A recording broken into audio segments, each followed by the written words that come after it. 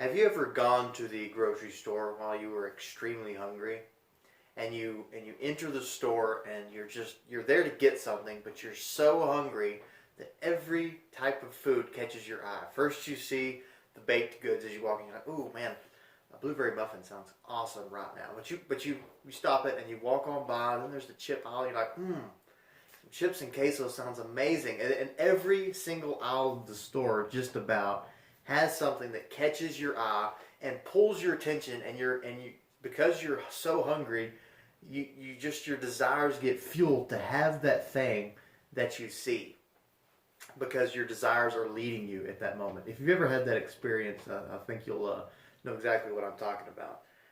And if you're not careful, you can come home with much more than you intended, or in some cases, indeed need. But thank you for joining me today. We're going to talk about Mark chapter 12, verse 30 a little bit, and talk about the heart today. So if you would turn to Mark chapter 12, and we're going to look at these four things Jesus talks about, and we're going to look at the heart today. So to permit me to just read, if you'll join me there in Mark 12, we're going to do some Bible turning today, so definitely have your New Testament and your Old Testament handy, because we're going to be flipping through it a bit. I'm going to go ahead and back up to verse 28. One of the scribes came and heard them arguing, and recognizing that he, that is Jesus, had answered them well, asked him, "What commandment is the foremost of all?" Jesus answered, "The foremost is, Hear, O Israel, the Lord our God is one Lord, and you shall love the Lord your God with all your heart." We're going to stop right now because that's the focus of today. The passage obviously keeps going, and we're going to look at that in future times together. But love the Lord your God with all your heart. Now, I'm going to try and see if you've heard this statement before, and maybe in movies or books or television, at least one time. Follow your heart. No matter what, trust in yourself. Do what you want to do with your life. Follow your heart wherever it leads you. You ever heard something like that? Probably only every other Tuesday on every Disney show from every actor or musician ever, right? That's the foremost heartfelt advice that the world can offer. Follow your dreams. Follow your heart. Follow your desires wherever they take you. Here we have Jesus saying, love the Lord your God with all your heart. With all of your desire, with all of that. Love the Lord your God with all of it. But what is the heart? Permit me, if you want to join me, well, you're watching this video, so I'm assuming you want to, or something along those lines. Join me in turning to Jeremiah 17, verse 9. Jeremiah chapter 17 and verse 9. If this is not a familiar passage for you, I hope you make it a familiar passage, because it's a simple passage, but I feel its commentary is so sorely needed in our world, it cannot be overstated. Now, he's in a context, and we're not going to deal with that context right now. I encourage you to read the surrounding chapters later. We're going to jump in and see verse 9 and 10. Jeremiah chapter 17, verse 9 and 10. Because what does God say about the heart? This is not the only passage we're going to look at. But he says here, the heart is more deceitful than all else and is desperately sick, or desperately wicked, another passage says. But he immediately follows that with saying, I, the Lord, search the heart.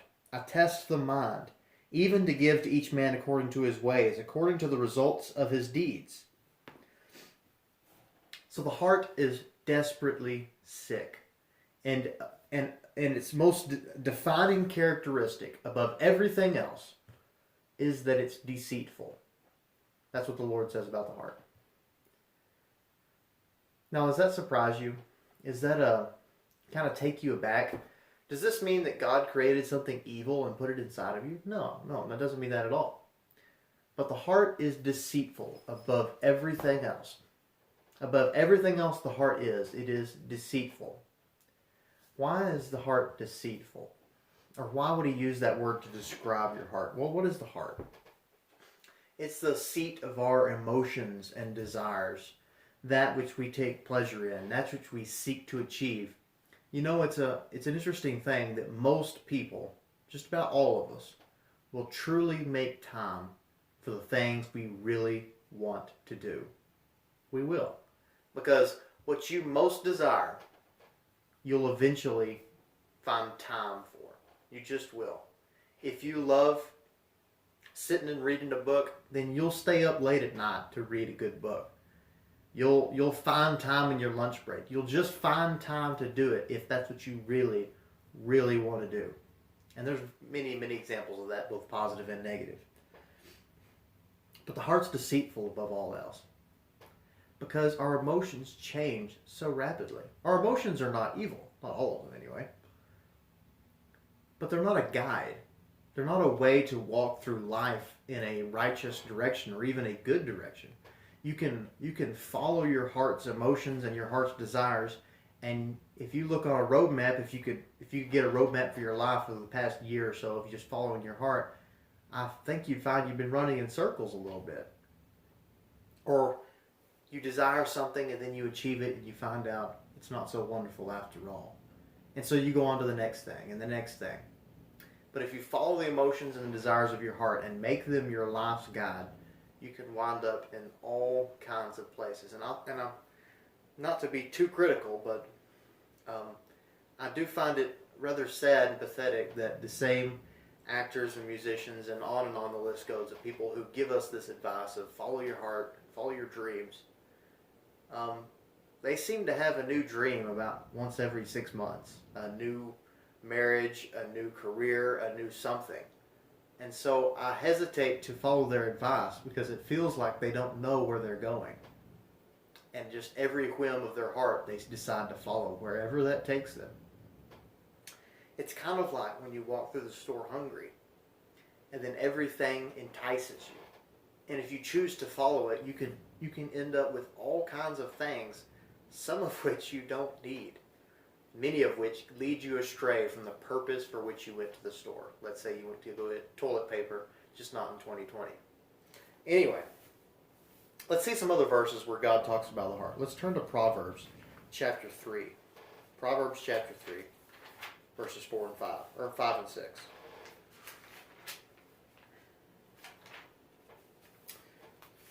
Proverbs 3, verses 5 and 6. And the proverb writer says, trust in the Lord with all of your heart, and do not lean on your own understanding. In all your ways acknowledge Him, and He will make your paths straight. So give God all of your trust. Put your focus on Him. Don't look inward. Look up. Don't look down into your own heart. Look forward with all of your heart, and don't lean on your own understanding. Don't lean on your own heart's desires and your emotions to guide you.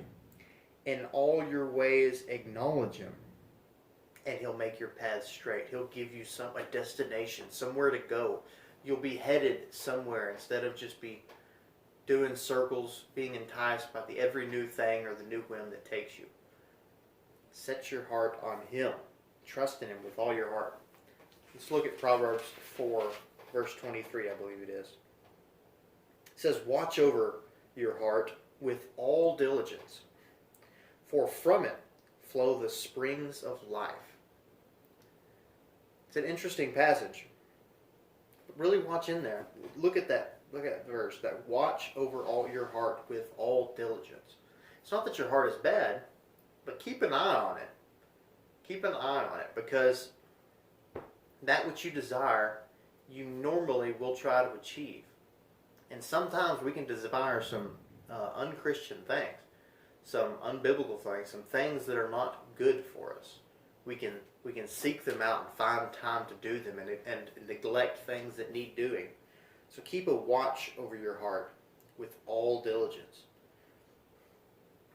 Keep on the lookout for it. I want to look at two more passages kind of go together, I believe. It's Matthew 6:21. Matthew chapter 6, verse 21, middle of the Sermon on the Mount.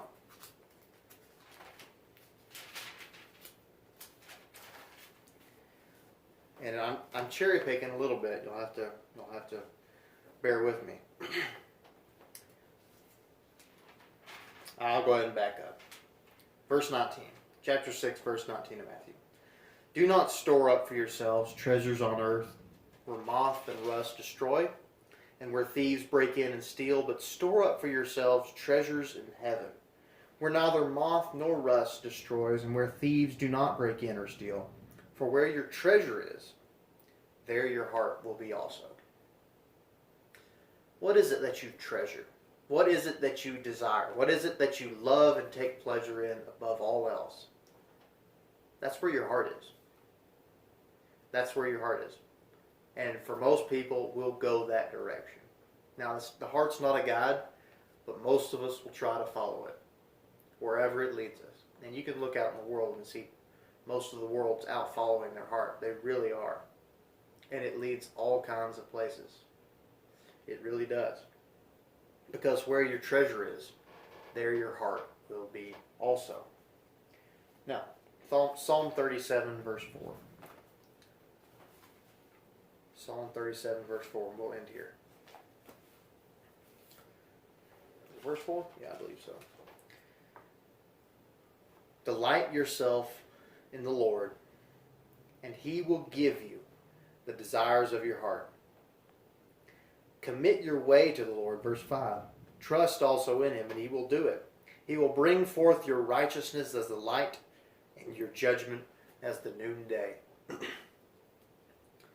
Make the Lord your treasure. Love the Lord your God with all of your heart. Make Him the treasure. Make Him the desire of your heart. And you know what God promises?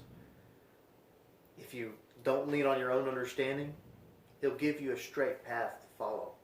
He'll lead you down a goal path, a path to righteousness, goodness, love, peace, goodness, joy, all the things we want in life and that we follow our heart to get most of the time.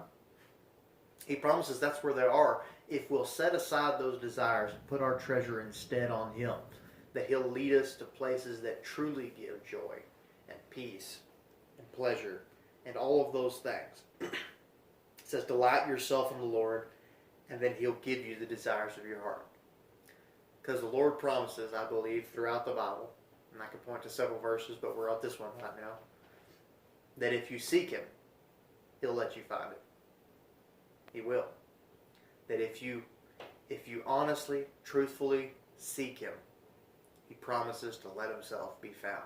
He says, delight in me, and I'll give you the desires of your heart. Because if your desire of your heart is me, I'll let you get it. I'll let you get it.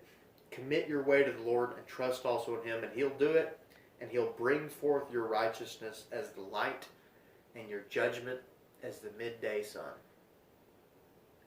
Isn't that what we want at Judgment Day? Do you want to look forward to Judgment Day as just hoping you'll squeak by, or do you want to look forward to it as the glorious midday sun brightness to shine down all over you? The moment you'll be united forever with the Lord. Isn't that what we want? Isn't that where everything is? Don't you want to live in heaven forever? I know I do. So where are we going to conclude? Love the Lord your God with all your heart is part of the most important central commands of the entire Bible according to Jesus. When we put our desires and our wants and all that's in us that we wish to do, the things we like, if you'll put God as the center of that and make Him the focus of your heart, lead your heart in the right direction, He promises to give you a straight path. He promises to give you on a path to true fulfillment. I think we desperately need that message today. We need a message of truth. We need a message of hope. I think we all need to be on a path, do we not? A path to righteousness, a path walking in the light, as 1 John says. So I encourage you to love the Lord your God with all your heart, and in all your ways acknowledge Him, and He'll make your paths straight. Delight in Him, because where your treasure is, there your heart will be also. This has been Biblical Musings. I thank you for joining me. I pray you have a great week. Till next time, God bless.